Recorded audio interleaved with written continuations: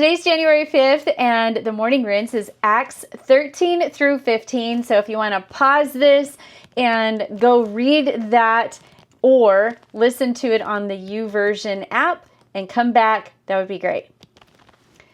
Okay, so the morning rinse is Acts 13 through 15, and what I did was I grabbed the featured verse from Acts 13. So the featured verse is Acts 13:2.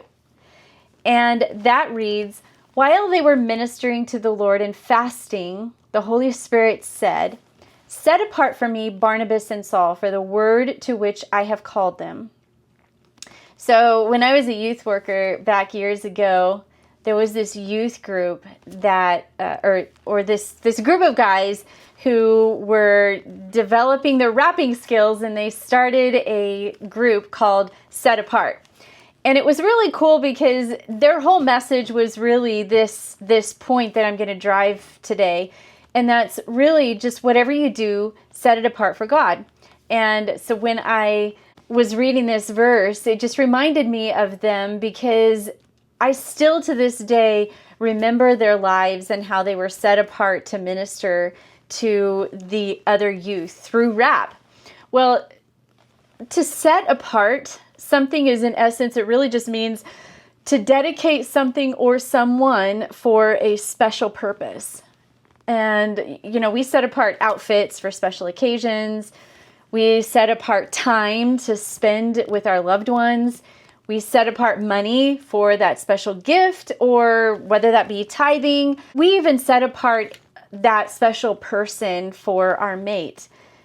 My personal belief is that I believe we set apart things for a special purpose probably every single day of our lives. I mean, if you think about it, when you're going about your day, you set apart something very specific for what you're doing. Even meal planning, we set apart ingredients or whatever, but there's something that gets set apart for something for a specific purpose. So in today's featured verse, the Holy Spirit told the prophets and the leaders and the teachers of the church to set apart Barnabas and Saul. And later we know that Saul is actually, Paul. So these two men and all the leaders were there, and they were already busy with ministry, and each one of them that was there was already kingdom focused. They were already serving in the church body. And so coming from my entertainment world, my actress world, my producer world, I am going to set up a scene for you. So in my mind's eye and in your imagination, just set this up. Can you imagine Barnabas is there and he's in one corner of the room and he's, teaching a group of people about the gospel.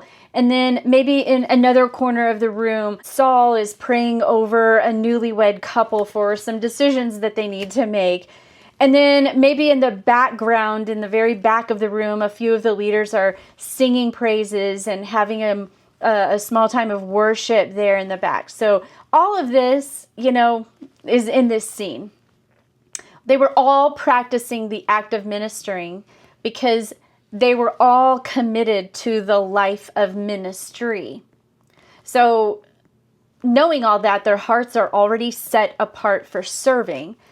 So while they were serving, God did something greater. He called these two men to a larger responsibility. So did you get that? Let me repeat it again.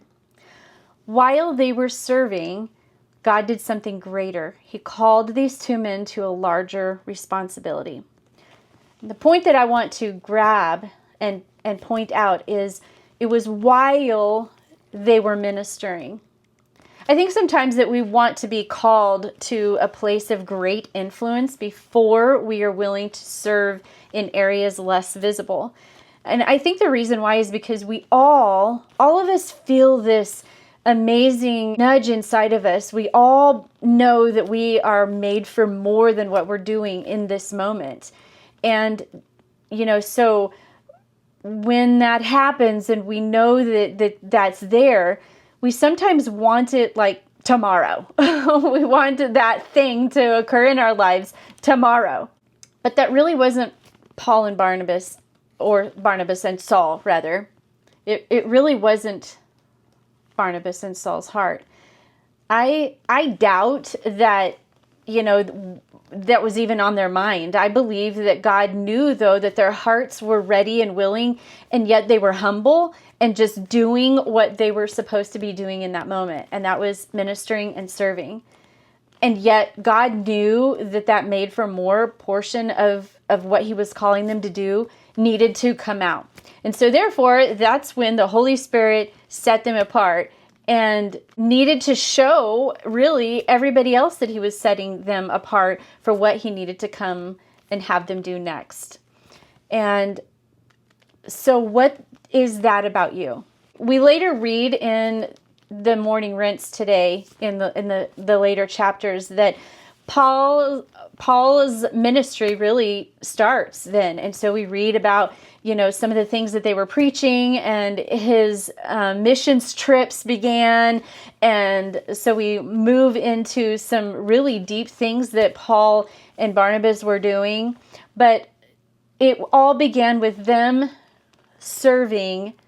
And while they were serving, God calls them to be set apart for even something bigger that he needed for them to do. So today's challenge to dig deeper is I want you to examine your life through the eyes of Jesus. What does Jesus see? What picture are you giving Jesus? Does he see you in the act of ministry right now? Does he catch you serving? Does he catch you fasting? Does he catch you praying for others? Does he catch you ministering in some way, shape, or form? Does he catch you doing these things already? Are you positioning yourself to be set apart for your next moment? Are you already in the act of ministering, just like Barnabas and Saul were, so that the Holy Spirit can take where you're at and grow it?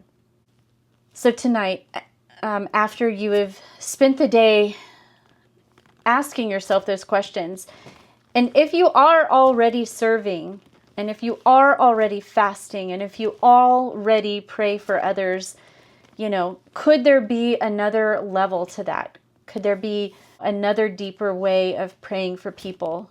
Being more sensitive. Maybe you're out and about at the store, or you're having coffee with someone, or you're on the phone with someone.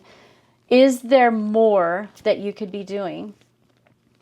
So as you reflect in your journal, I want you to answer this question. What did God show you today about the act of serving and being set apart? What did he show you about it? Is there something that he's convicting you about regarding the act of serving and being set apart?